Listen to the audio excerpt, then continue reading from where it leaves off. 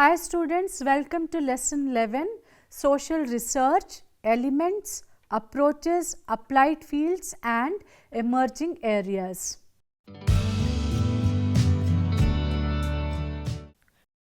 Introduction. An understanding of the basic elements of research is essential for good research practices. Social research has diversified approaches. Social research becomes more relevant only if it can be applied to address various social concerns.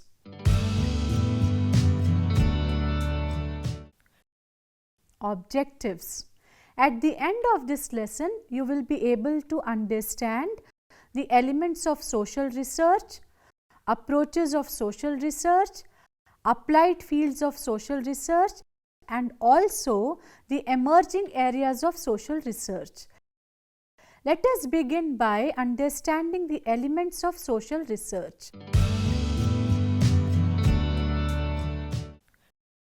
Some of the important elements of research are concepts and construct, variables, associations and cause effect, hypothesis, research design, sampling, random selection, method and methodology, review of literature, fieldwork, ethics, data analysis and theory building. Let us understand what do we mean by concept and construct. A concept is a word which is so constructed and defined that observations become possible.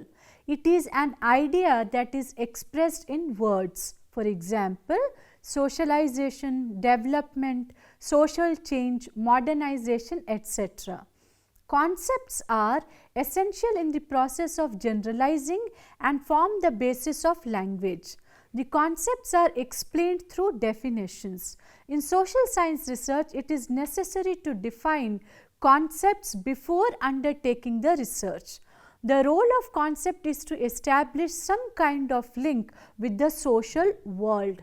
They are important in the theoretical framework that sets content for the research problem, determining the data collection and their categorization.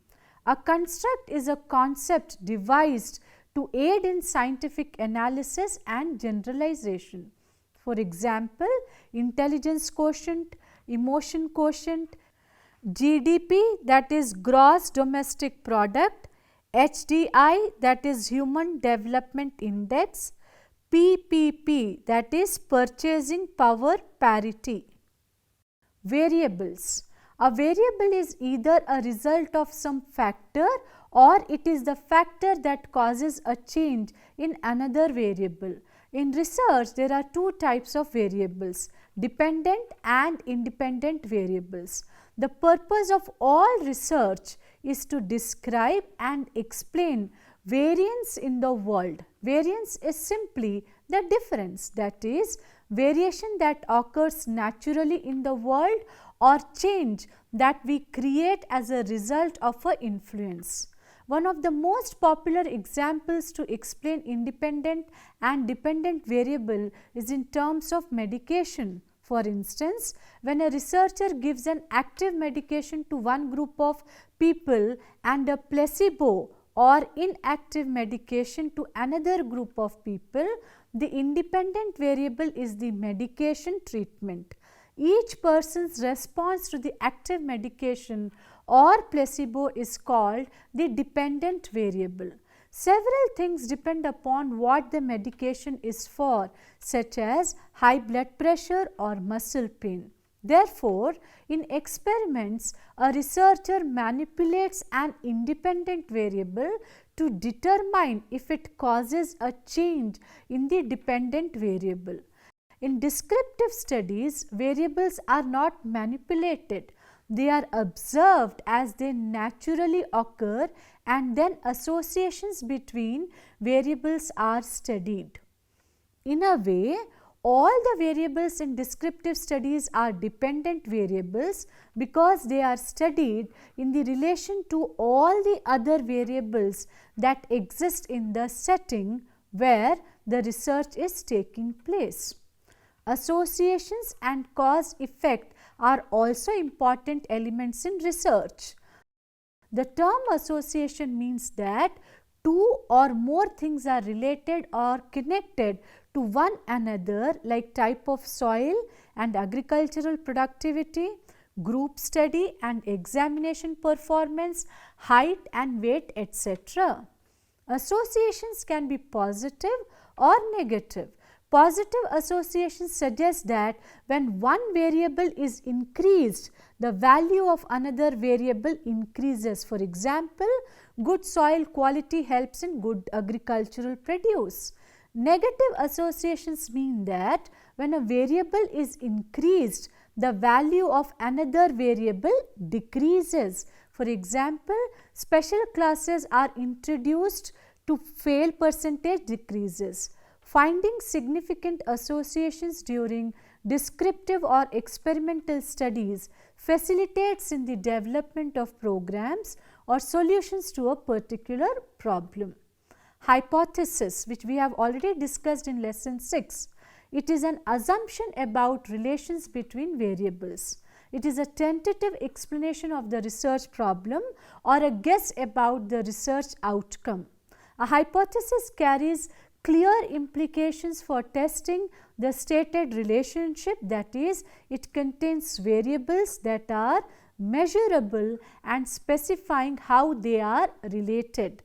Some of the examples could be: group study increases higher division achievement, job satisfaction decreases as working hours increases. Hypothesis should be empirically testable, whether right or wrong, should be specific and precise. Hypothesis helps in testing and suggesting theories, describing social phenomenon and refuting common sense notions. Research design is a planning, a strategy of conducting research. It plans as to what is to be observed, how it is to be observed, when, where and why it is to be observed, how to record the observations, how to analyze and interpret observations, and how to generalize. Research design is a detailed plan of how the goals of the research will be achieved. It is a master plan specifying the methods and procedures for collecting and analyzing needed information. The basic elements to be considered for making a research design are: stating the problem, whether it will be descriptive, explanatory or exploratory, action or theoretical research, and what will it contribute to academics or understanding society. Review of other studies, for example, going through the findings, hypotheses or theories developed by other scholars in one's own discipline or other disciplines. Operationalizing concepts is important in research design. Identifying the variables of the study, deciding the sample method and size, specifying tools of study, designing the kind of analysis, fixing time schedule is very critical in research design, since it provides various stages and describes time to be devoted to each stage. Budget is also a critical element in research design. Sampling is also a very important element in research. Sampling is the process of choosing participants, respondents for a research study. Sampling involves choosing a small group of respondents which represents a larger group. Sampling is used because it is impractical to include all members of a group, for example, all farmers in Telangana. However, sampling has to be representative to generate valuable and relevant information that can be generalized for the entire group. The part of whole can give sufficient dependable information if the procedures followed in selection of the part has been scientific. It is this part of a whole which is called sample.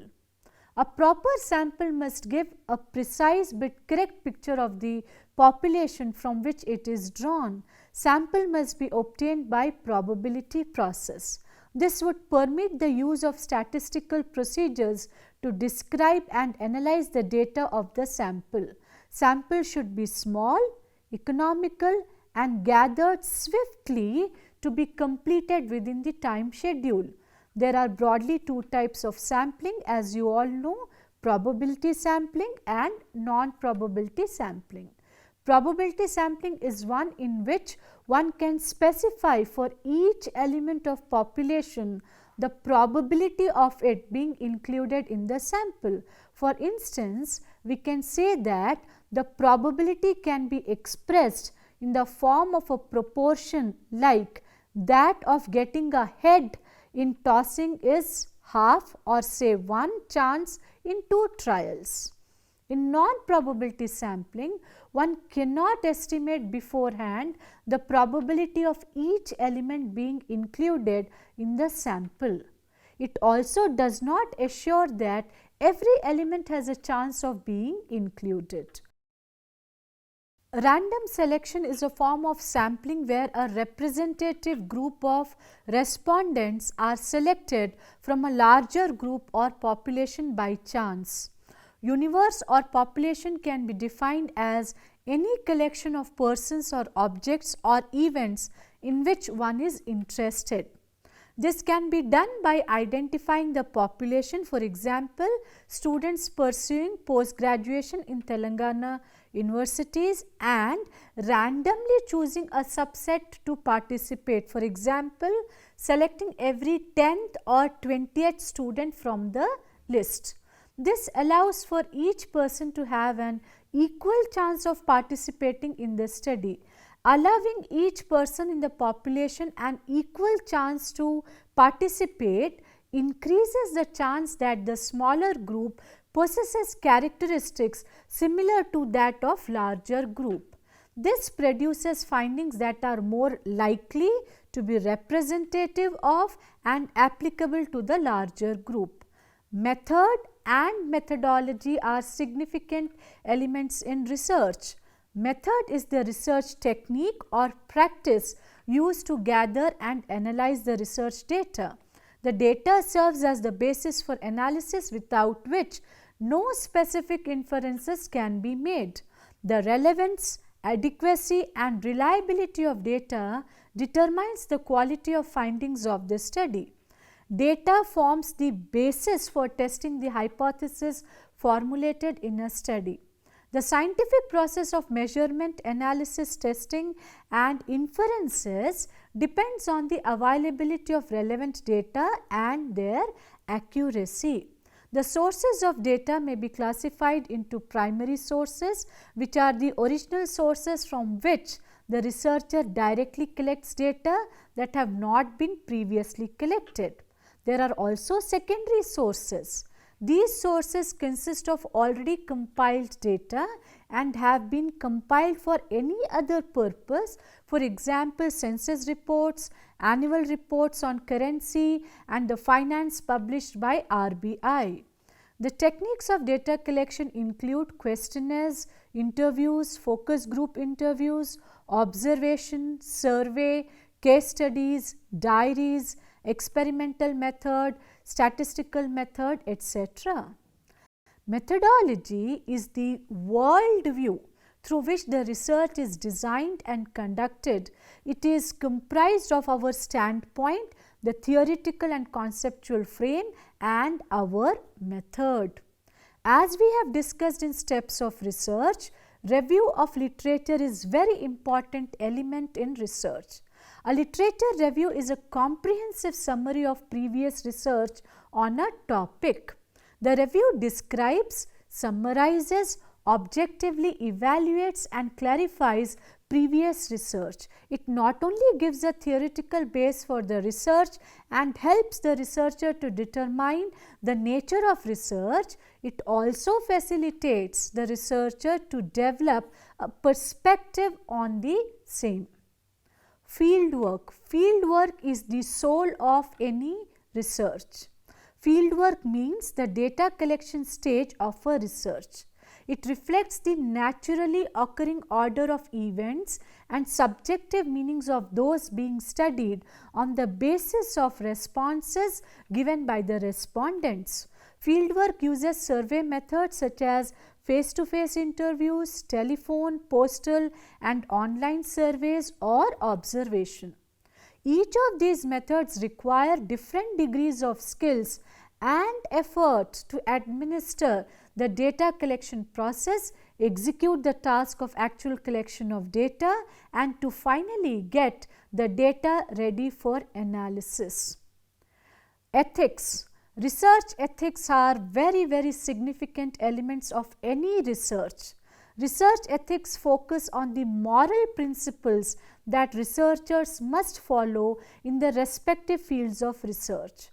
Ethical decision making in academic research focuses on providing maximum benefits to the participants. Following ethical principles is indeed crucial for maintaining the research integrity. Ethical constraints from a moral perspective set boundaries and limitations on how we approach and undertake our research. As social scientists, one of the key ways is to ensure professionalism, integrity and transparency by making our research public. It is extremely significant to retain the confidentiality of the respondents' data and identity. Data analysis. Data analysis is the process of systematically applying statistical or logical techniques to describe and illustrate, condense and evaluate the data which has been either collected either through primary or secondary source. In most social research, the data analysis involves three major steps. Firstly, cleaning and organizing the data for analysis, which is the data preparation, describing the data, which is descriptive statistics, testing hypotheses and models, which is inferential statistics. We will discuss about these topics in our coming lessons in detail. Data preparation involves checking the data for accuracy, entering the data into the computer, transforming the data and developing and documenting a database structure that integrates the various measures. Descriptive statistics are used to describe the basic features of the data in a study. Inferential statistics investigate questions, models and hypotheses. In many cases, the conclusions from inferential statistics extend beyond the immediate data alone. Theory building. Theory provides a conceptual model for research and in turn contributes to theory. Theory is a set of systematically interrelated statements in the form of empirical assertions about properties of infinite classes of events or things. David Wetton, in his writing What Constitutes a Theoretical Contribution, suggests that there are four building blocks of a theory: constructs, propositions, logic and assumptions. Constructs capture the what of theories, that is, what concepts are important for explaining a phenomenon. Propositions capture the how, that is, how are these concepts related to each other. Logic represents the why, that is, why are these concepts related. Assumptions examines the who, when and where, that is, under what circumstances will these concepts and relationships work.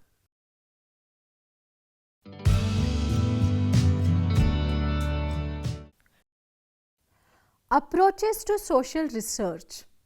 There are various approaches to social research depending upon the theme of the research. Some of them are primary and secondary research. Primary research is also called field research. According to Gretton and Jones, primary research refers to research that has involved the collection of original data specific to a particular research project For example, through using research methods such as questionnaires or interviews. Primary research offers several advantages including specificity. Primary research meets the specific needs of the researchers. However, it is time consuming and difficult.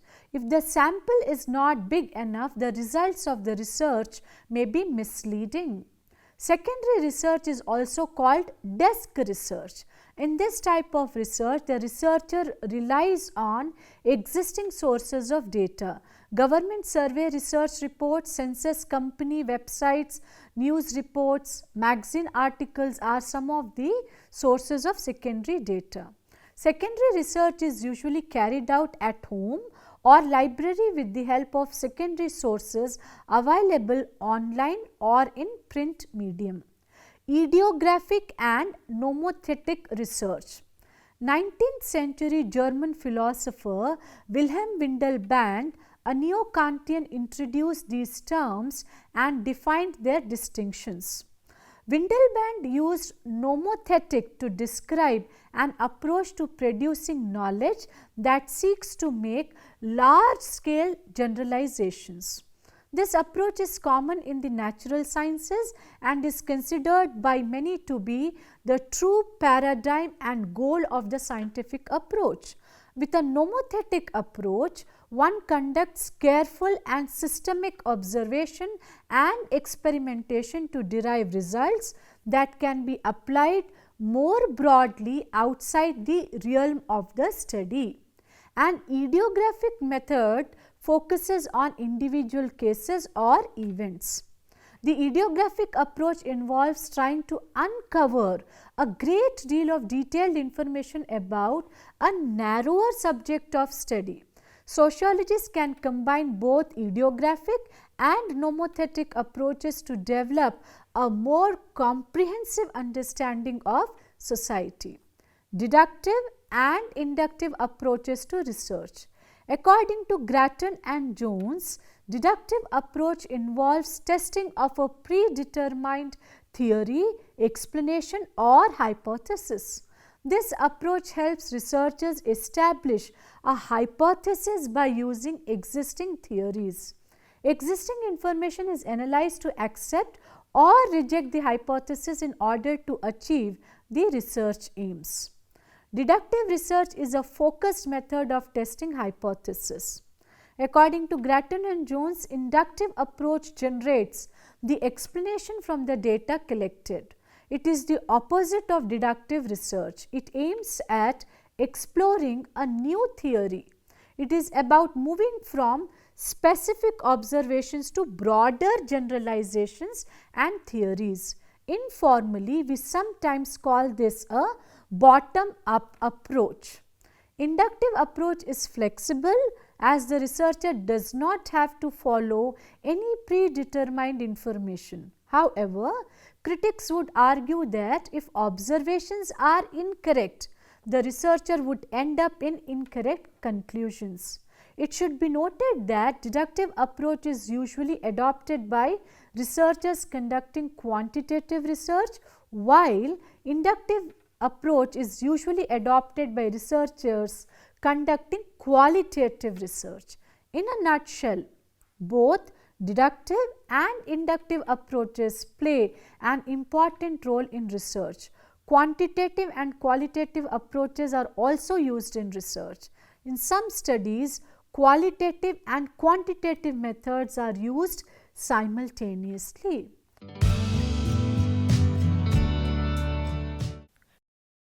Let us now discuss the applied fields of social research. It is as huge as an ocean. Applied research aims at finding a solution for an immediate problem facing a society or an industrial or business organization, whereas fundamental research is mainly concerned with generalizations and with the formulation of a theory. Applied research can be done by an individual researcher, government, company or research agency in order to address a specific problem. There is difference between applied and fundamental or basic research. The findings of applied research can be applied to resolve issues, whereas fundamental studies are used simply to explore certain issues and elements. These topics we have also discussed in types of research. Moreover, the differences between applied and basic research can be summarized into these points. It is a kind of a revised points. A research that takes place in an everyday context to solve specific problems of individuals, organizations or industries is called applied research. Applied researchers do not usually seek to solve big unanswered questions about the universe or society. Rather, their goal is to simply generate answers to solve specific down-to-earth problems using sound evidence and thinking. The significant criteria for good applied research design includes these aspects. Firstly, validity, which includes construct, statistical, internal and external validity to determine whether the research is free of biases, distortions and unsupported assumptions and conclusions. Secondly, reliability to establish the trustworthiness of the research studies. Thirdly, effectiveness and efficiency of the research design. Fourthly, feasibility to understand whether research is feasible for the time, expertise and resources within which one would operate. Fifthly, relevance and sufficiency of the research design. Some of the significant fields of applied research are demography and social statistics, methods and computing, development studies, human geography and environment planning, economics, management and business studies, education, medical sociology, social anthropology and linguistics, law, economic and social history, politics and international relations, psychology and sociology, science and technology studies, social policy and social work, gender studies, criminology and juvenile delinquency, social patterns and meanings, organizational behavior, sports psychology, etc. Let us try to explore some of the emerging areas of social research. Several areas of research are emerging and having its impact on policy formulation and implementation.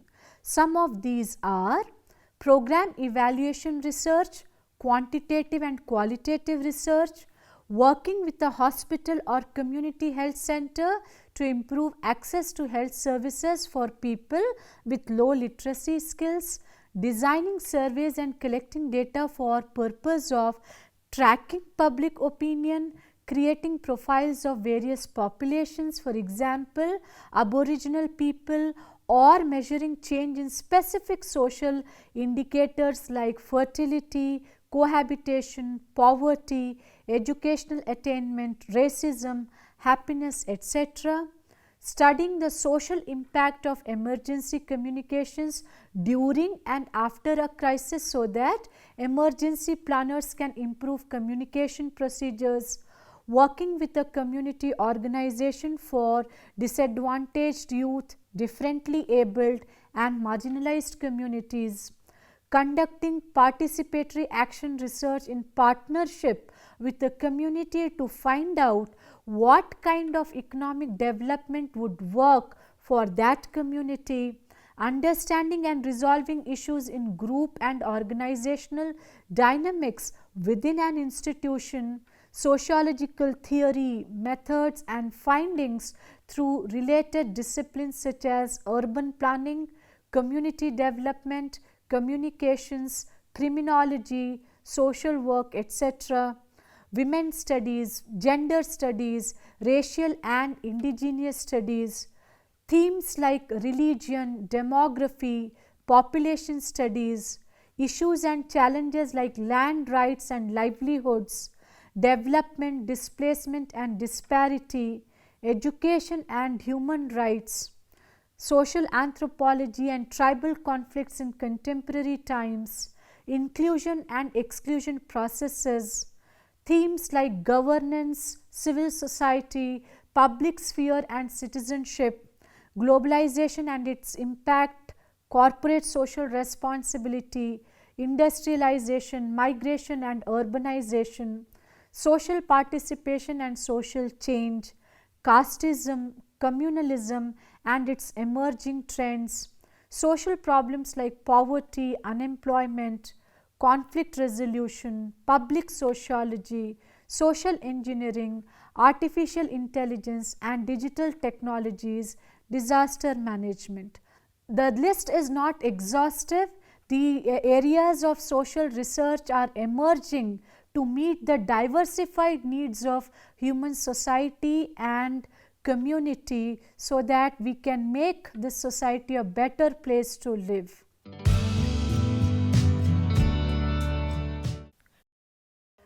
Dear students, let us summarize this lesson.